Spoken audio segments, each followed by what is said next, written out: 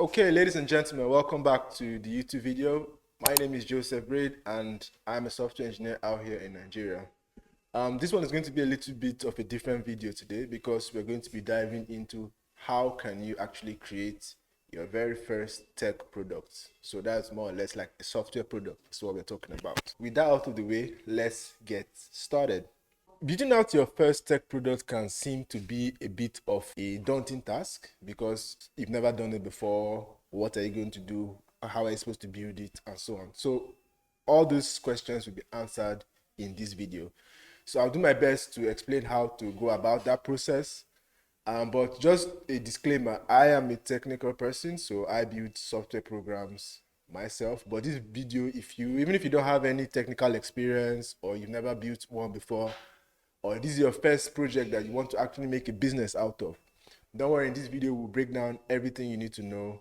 We're just going to go into the steps that are required for building out your first tech product, and we'll take it in 3 steps. 1, what is it that you'll be building out the very first version of it, and then what is it going to cost to build out your very first tech product. So we'll be talking about the MVP, or that very first version. All right, so let's get into it. Like, what am I building?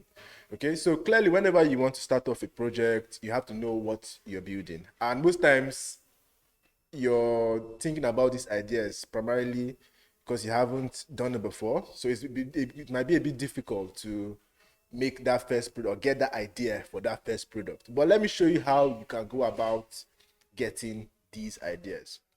Okay, so the first way is seeing what other successful companies or other successful brands have built that you can come in and do. Okay, so most times, obviously, I'm not telling you to go out and go and make the next Facebook or make the next Twitter because those are quite big already. But there are other softwares like accounting softwares, productivity softwares, student applications, and so on and so forth that you can go out and build. There are other companies that have built this and are making money from them.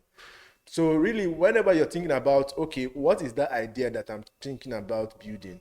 Most times you want to, like I said, look at what other successful companies have done and see how you can, one, either make your solution cheaper.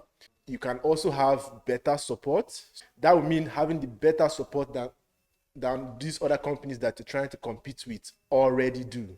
You can do that, or you can also solve other problems that these companies are not solving.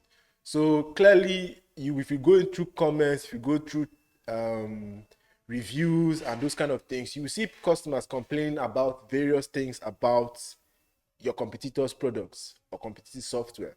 So, okay, maybe they are not giving us this feature or this or that. You can then come in and say, okay, these are the features that I'm going to be offering and making my solution better. So that's more or less the first step. How do you get ideas? So that's the first step.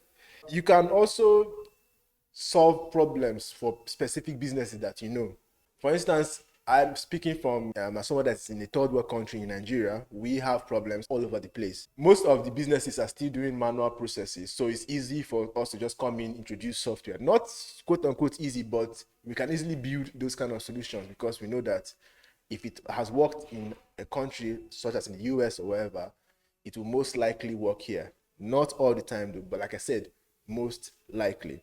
So that's the second way on how to get ideas for your startup. The third way is, for instance, you might be already working in a certain field, or you might be working in a certain company, right? You already know what that industry is about, what kind of problems do they have, what kind of solutions would they need. Or if you already have clients that you already work with, maybe you're a freelancer, you can also build out solutions around your business, or that you know that your clients can benefit from, or the company or the other companies in the industries that you work for can also benefit from. So that's just the third way you can get ideas for your startup. Then the last way is, most times this occurs when you're in like freelancing position, or you work in a place where people ask you questions. Oh, can you build this thing for me? Or do you know how this particular software works? Or do you know if you can, or if there's any solution that exists like this that can solve a specific problem for me?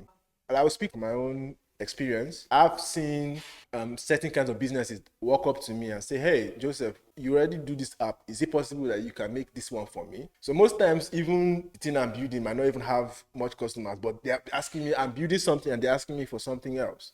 So clearly it tells you where your attention should potentially go to. So most times you should listen to your customers, but they are not always right. But sometimes they can also give you those nuggets that can give you or take you to the next level whenever you are looking for those ideas or businesses.